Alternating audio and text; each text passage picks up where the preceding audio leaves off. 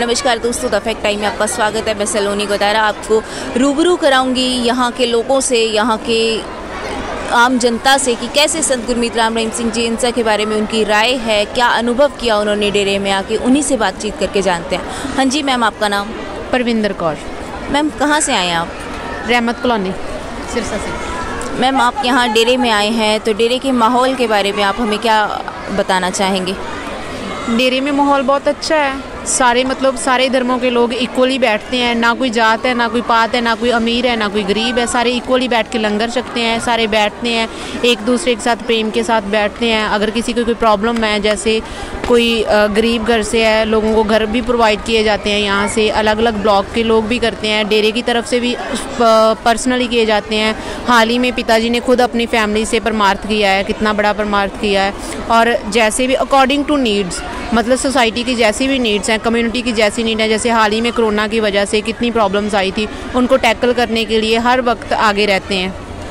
Ma'am संत गुरमीत राम रहीम सिंह जी इंसा आपको किस धर्म की शिक्षा देते हैं, किस धर्म पर चलने का संदेश देते हैं? वो पर्टिकुलर किसी भी धर्म की मतलब नहीं देते कि कोई एक धर्म की, चाहे ईसाई मुसलमान, किसी की नहीं। वो सारे धर्मों को कहते हैं कि सम्मान सभी धर्मों का करो। जिस भी धर्म में आप रह रहे हो ना, जिस भी धर्म को आप फॉलो कर रहे हो ना, फॉलो ऐसे करो कि हाँ देखने वाला कहे कि हाँ ये सच्चे मन से कर रहे हैं। और अमीर को ऐसा ना समझो कि हाँ हमने अमीर की रिस्पेक्ट करनी है, गरीब को रौंद देना है पैरों तले। सबको इक्वल समझो, सब जातों पातों को ख़त्म करो, एक इंसानियत दिखाओ सभी के प्रति। मैम जैसा कि हम जानते हैं, हाल ही में 6 तारीख को सफाई महाअभियान हुआ था गुरुग्राम में, तो उसके बारे में आप क्या कहना चाहेंगे कि पिताजी की गैर मौजूदगी में जो ये सफाई महाअभियान हुआ, एक पहले होते थे उनकी मौजूदगी में, तो आपको क्या फ़र्क नज़र लगा उसमें? फ़र्क तो ये था, वो प्रेजेंट होते तो हमारी भावनाएं उनके साथ शायद ज़्यादा जुड़ी हुई हैं। वैसे तो उस धरती को नमन करने के लिए हम सब लोग इसीलिए गए थे कि वहाँ उनके चरण फिर से स्पर्श हुए, उन्होंने उस धरती को स्पर्श किया फिर से उनके चरणों ने, ठीक है। हम लोग उस धरती को नमस्कार करने, नमन करने के लिए गए, ठीक है। उनकी एब्सेंस की कमी तो महसूस होती ही थी, लेकिन जो भी उन्होंने कहा हमने उनके वचन फॉलो किए हैं कि हाँ मतलब अपना मन नहीं छोटा करना है, मन को ढीला नहीं करना। शायद इस चीज़ के पीछे भी उनका कोई राज हो, क्यों बैठे हैं वहाँ। हो सकता है कुछ कमियाँ हो हम लोगों में, हमारी कमियाँ दूर करने के लिए गए हों हम खुद की, कि हमको महसूस हो उनकी एब्सेंस में। मैम संत गुरमीत राम रहीम सिंह जी इंसा द्वारा ऐसे और अन्य कौन से कार्य हैं जो समाज हित में किए जाते हैं? बहुत से ऐसे कार्य हैं, जैसे पहले भी चल रहे। मुझे तो सबसे अच्छा कार्य ये लगता है, एक तो जो प्रोस्टिट्यूशन के बीच वो लड़कियां थी, उनको एक स्पेशल सम्मान मिला जिनको कोई एक्सेप्ट नहीं करता।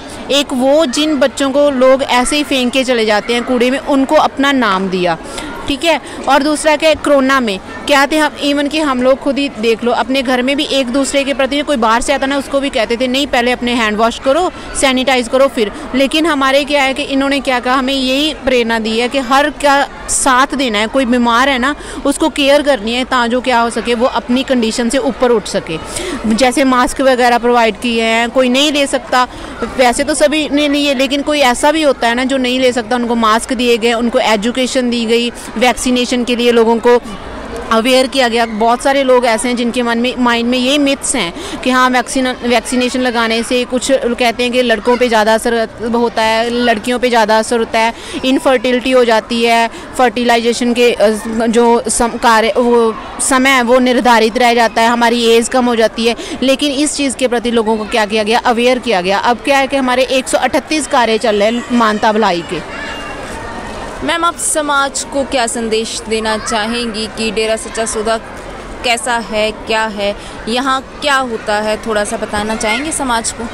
मैं समाज को सिर्फ 2 वर्ड्स में यही कहूँगी कि यहाँ डेरा सच्चा, जो नहीं भी आए ना कभी, वो यहाँ आके विज़िट करके देखें, एक बार यहाँ देखें, यहाँ का माहौल देखें। जो जैसे लोगों के मन में मिथ्स हैं ऐसे कि हाँ डेरे में ये होता है, डेरे में वो, ऐसा कुछ नहीं है। हर कोई अपनी मर्ज़ी से आता है, हर कोई यहाँ पर आके अपना नमन करता है। गुरुजी ने हमें यही प्रेरणा दी है कि हम लोग क्या करें, एक इंसानियत के नाते चलें, एक इंसानियत के राह पे चलें, लोगों की हम लोग हेल्प करें, जो ज़रूरतमंद है उनका सहारा बने। बस मैं तो यही कहूँगी डेरे के बारे में कि हमें यहाँ कुछ गलत नहीं सिखाया जाता, हमें सिर्फ यहाँ यही प्रेरणा दी जाती है कि एक अच्छे इंसान बनो, सच की राह पे चलो, अच्छे कर्म करो। मैम, जैसे कि डेरे को बहुत बार राजनीतिक दलों से जोड़ के देखा जाता है, ये कहा जाता है कि इस पार्टी की जीत डेरे की वजह से हुई, राजनीति से बहुत ज़्यादा जोड़ा जाता है डेरे को, तो आप इसके बारे में क्या कहेंगे? मैम, ये एक ना लोगों की भावनाओं की संस्था है, ठीक है जी। मेरे मानना ये है कि कोई चीज़ अच्छी चलती है ना, लोग अच्छी को कम फॉलो करते हैं, जो बुराई वाली चीज़ होती है ना, गलत चीज़ होती है, उसको ज़्यादा फॉलो करते हैं, ठीक है। अच्छाई को छोड़ देते हैं। हम लोग नेचुरली देखते हैं, हम लोग जैसे देखते हैं घर पे हैं, घर पे सिमरन कर रहे होते हैं, लेकिन माइंड में ऐसा ख्याल है बाहर घूमने चले जाते हैं, हम घूमने को फॉलो करेंगे, सिमरन वहीं छोड़ देंगे। हमने किसको फॉलो किया? बुराई को फॉलो किया, ठीक है। वही बात लोगों की है, अगर किसी एक ने अच्छाई बोल दी ना, उस अच्छाई को फॉलो नहीं करेंगे। अगर किसी ने इस डेरे के बारे में या हमारे गुरु के बारे में कुछ गलत बोल दे, उस चीज़ को ज़्यादा फॉलो करोगे। लोगों के दिमाग में ना साइकोलॉजी कुछ लोगों की ऐसी होती है कि वो बुराई को ही फॉलो करते हैं, चाहे कुछ मर्जी हो जाए। बाकी रही बात राजनीतिक दलों से, ऐसा कुछ भी नहीं है। अगर राजनीतिक दलों से होते तो गुरुजी वहाँ होते, फिर कोई भी दल उनको सपोर्ट करके बाहर ले आता कि हमारी जीत इसकी वजह से होगी, इनकी वजह से होगी।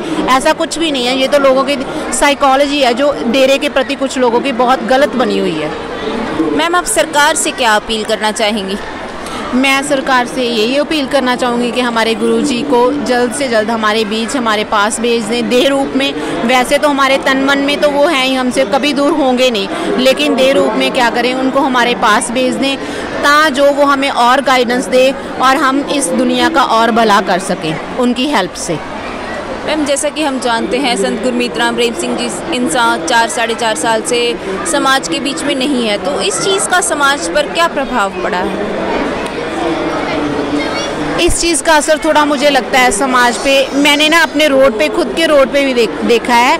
मैं खुद पंजाब की जम्पल हूँ। मेरे जो पेरेंट्स हैं ना, वो अमृत छका हुआ है उनका, लेकिन मैं फर्स्ट डिवोटी हूँ अपनी फैमिली से, मायके परिवार से जो फर्स्ट डिवोटी हूँ, डेरे को मान रही हूँ मैंने खुद देखा है अपने रोड के ऊपर।